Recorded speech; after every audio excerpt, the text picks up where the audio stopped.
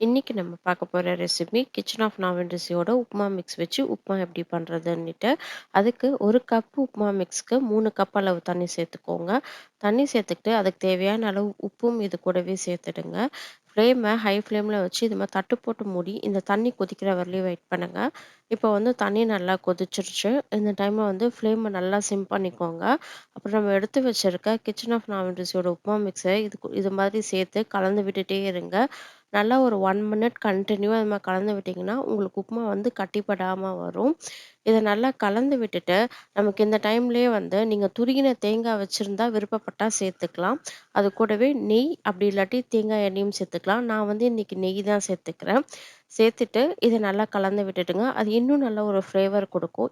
இப்போ இது மாரி நல்லா கலந்து விட்டுட்டு, ஒரு தட்டு போட்டு மூடி ஃப்ளேம நல்லா சிம் பண்ணிடுங்க.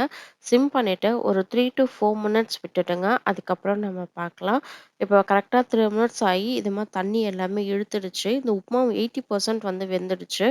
இத நல்லா ஒரு தடவ கலந்து விட்டுட்டு, மறுபடியும் தட்டு போட்டு மூடி ஜஸ்ட் ஒரு 2 நிமிஷம் விட்டுட்டு, அதுக்கப்புறம் பாருங்க.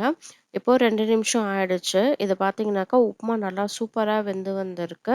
இந்த டைம்ல நல்லா அடியும் தனமா கலந்து விட்டுட்டு, ஃப்ளேம ஆஃப் பண்ணி இத மூடி வச்சுடுங்க. இந்த ப்ராடக்ட் நீங்க வாங்கணும்னு நெனச்சீங்கன்னாக்கா, ஸ்க்ரீன்ல குடுத்துருக்க நம்பருக்கு கான்டாக்ட் பண்ணுங்க. அவ்வளோதான் சூப்பரான உப்புமா ரெடி ஆயிடுச்சு. இந்த ரெசிபி செய்து பார்த்துட்டு உங்களுக்கு புடிச்சிருந்தா, மறக்காம என்னோட கமெண்ட் செக்ஷன்ல கமெண்ட் பண்ணுங்க. தேங்க் யூ ஃபார் வாட்சிங். என்னோட வீடியோஸ் உங்களுக்கு புடிச்சிருந்தா, மறக்காம லைக் பண்ணுங்க, ஷேர் பண்ணுங்க. என்னோட சேனல சப்ஸ்கிரைப் பண்ணுங்க.